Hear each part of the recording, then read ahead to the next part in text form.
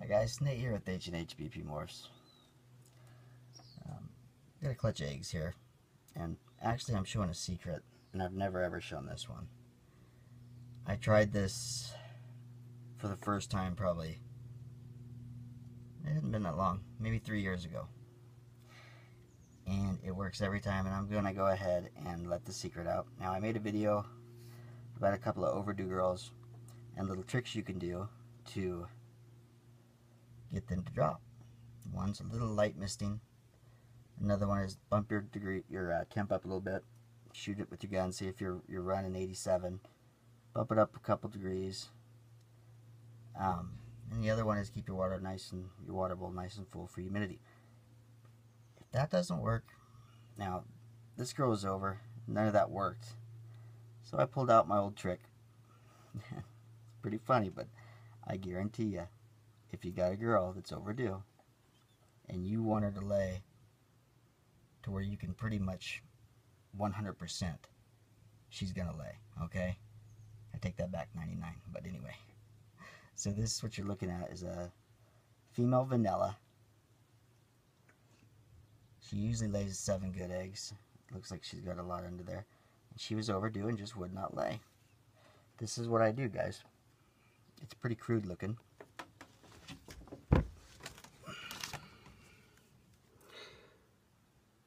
Here on my deck, I actually take vermiculite, mix just like you have it in an egg box. If you like 50-50, mix it 50-50. I have a little bit different mix because I don't use plastic over the lids. 50-50 weight ratio by water vermiculite is going to be fine if you use 6-quart Irish shoe boxes and you put plastic cellophane over the top and then put your lid on. That usually works perfect. However, if you're incubating with a 6-quart tub, and let's say you could do anywhere from, you can do whatever you want, but the best is weight ratio for the vermiculite on a 6-quart tub I like is 300. So you do 300 grams vermiculite, 300 grams water. I don't use the plastic over the top, the cellophane. And if you do a 50-50, let's say 300 grams of vermiculite, 300 grams of water, without using the plastic, usually your eggs are going to dry out. I've had this happen a few times. I don't use light diffusers. And so anyway, what I'm getting at is, if you don't use the plastic, you want to go a little wetter than 50-50. Not a lot, but you know the old trick that a lot of the guys show you, to where you can grab the vermiculite and you want it to clump up like sand, but you don't want to be able to squeeze a drop out.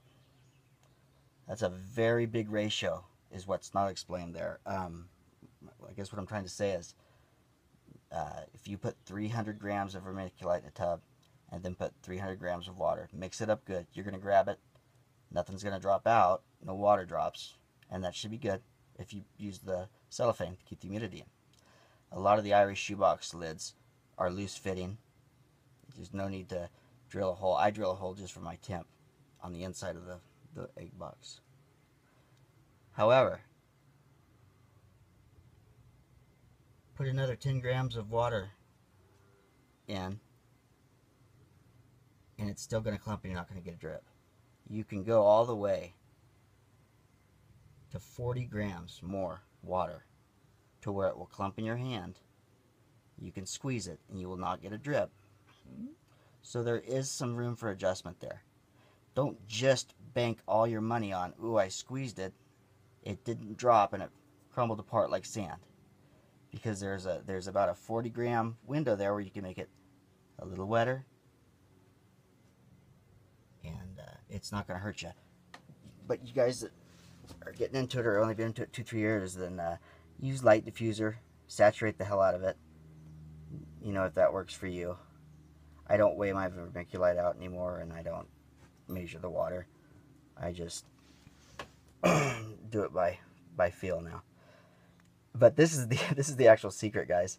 Is so you got a girl that's not laying, you've tried your little tricks, take a box, or if you actually have an egg box, it's better. Actually, it had to be a little bit bigger than the egg boxes that I use. Mix your vermiculite up, just like you're going to put the eggs in it and throw it in the incubator. Put it in with the girl, and 9 times out of 10, you come in the next day and she's dropped her clutch. So, this is going to be a good one. This is a beautiful vanilla girl. And this is my only Who's Your Daddy clutch this year. So she was bred to my Queen Bee Inchie. So I'm hoping to hit a Queen Bee Inchie vanilla. So that would be pastel vanilla, lesser, Inchie spider. I also paired her to the Nasty Ball, which was the Het Red Exanic, lesser Inchie. So we get vanilla in the mix. That would be pretty cool. And then I've put my Yellow Belly 100% Het Paint. I only see one other breeder working with the paint gene. It's recessive. It's amazing. If you haven't seen a Super Paint or Super Sentinel or Super Speckle or Nazca, those are all the same gene, different lines. And there's still a debate whether it's a codominant or a recessive, and I'm telling you right now, it is recessive. So I'm actually hoping the Queen Bee got this. Last year, Les Bee Inchie got this clutch. And it was rough. It was rough. I had to hold everything back for a while. But she ended up giving me 2 lessers. One could have been vanilla. One could have been vanilla. I didn't sell that one. I just couldn't decide. Even went into the vanilla ball python group forum and sometimes with the vanilla gene. But then we did hit a lesser Inchie vanilla that was really nice, a lesser bee vanilla, a stinger bee vanilla, and a regular stinger bee, and then a normal. So I think with vanilla, man, if you're going to get anything vanilla, get a super. That way it takes all the question out of it. But I've got some amazing Yellow Belly stuff coming up this year. You guys all know, my old subscribers know that I'm kind of the Yellow Belly guy. Love it. Always have. Been working with it before it was popular. This is Nate with H&Hbpmorphs. Hope you guys' season's going great. And anybody that's still feeding live, more power to you. I don't do it. My collection's real small now, and everybody eats frozen thawed. But I just get a kick out of the guys that catch hell for feeding live. I get a kick out of the people that, I don't know, I shouldn't even say it, but it's ridiculous. It's ridiculous. You know what? Feeding live is the way that they've eaten for hundreds of centuries in the wild. Okay? If you want to feed live, the only thing I would worry about would be a snake taking a little bite. That's why, even when I did have snakes that ate live, I'd give them a little wacko, a little bonk on the head before I threw them in. Keep a pencil, a number 2 pencil handy in your hand, maybe. That way if it starts biting, you can get that pencil down there. But I don't do that anymore.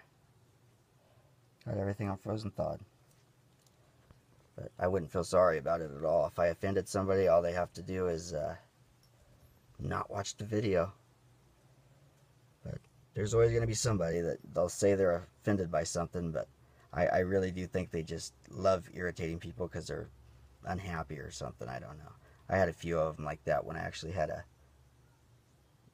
substantial amount of subscribers and viewers. And I said, to hell with you. Don't watch my videos.